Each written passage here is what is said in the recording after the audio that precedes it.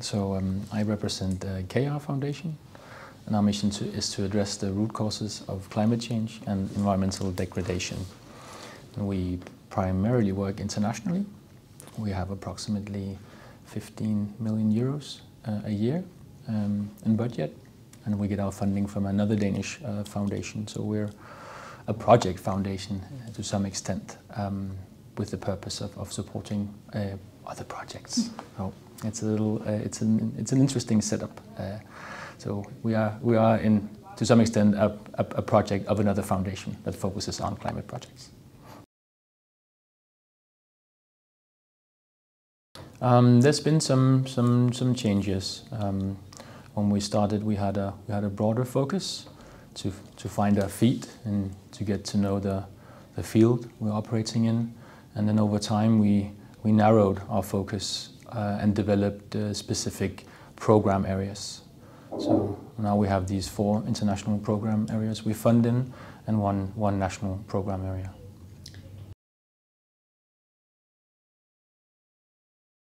It's been an organic process, I would say.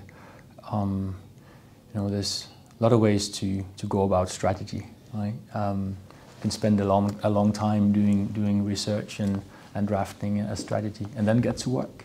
And we chose another approach. So we got to work by making grants in different areas based on open calls for applications, and then in time we kind of found our niches and looked for gaps in international climate philanthropy and where we thought we could make a difference.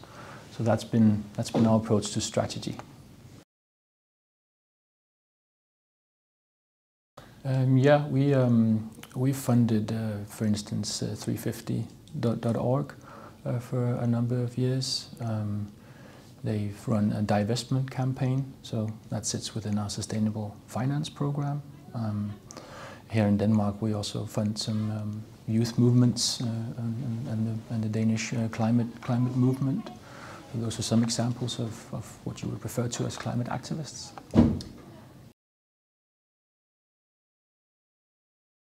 Yeah, well, it's a good question. Well, you would have to figure out what you're comfortable with, right? Let's say we draw the line at anything that's overtly illegal, and we also tend to fund activism that's part of a larger strategy, and not just one-off events. So I mentioned 350.org, and it was specifically the divestment work we funded because it fit with our sustainable finance program. So it's sat within one of our program areas as one of the approaches, one intervention you could fund.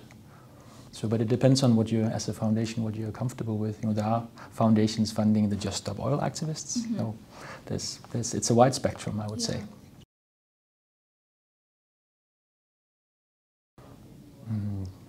Yeah, that's a good question. I mean, we tend not to have strategies set in stone with long-term KPIs. We tend to be very attuned to the context, which changes quite often nowadays,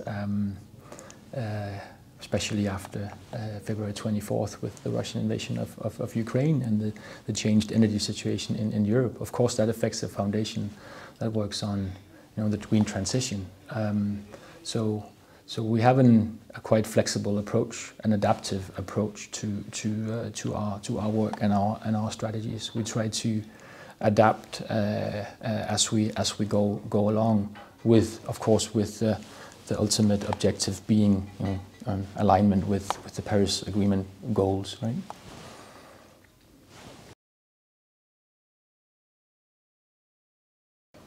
Oh, well, we're born as an international foundation, so it's difficult for me to answer that question, actually, because, well, my colleagues are in other climate foundations internationally primarily, but the Danish philanthropic sector is very large.